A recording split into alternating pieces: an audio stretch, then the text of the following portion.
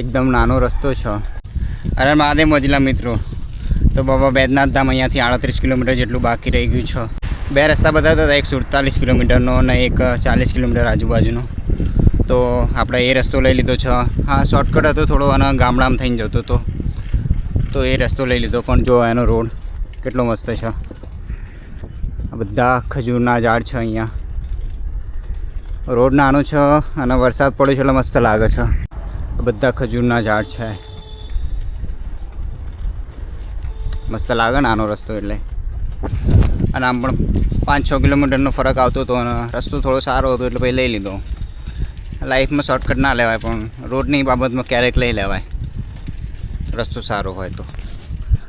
આ થોડો પહાડી એરિયા ટાઈપનું છે. આમ નાના નાના જ પહાડ છે, વધારે ઊંચા નહીં. અત્યારે થોડો વરસાદ પડ્યો છે તો પાણી આવ્યું છે, તો કેટલું મસ્ત લાગે છે. સાયકલ આપણી ત્યાં ઊભી છે રોડ ઉપર.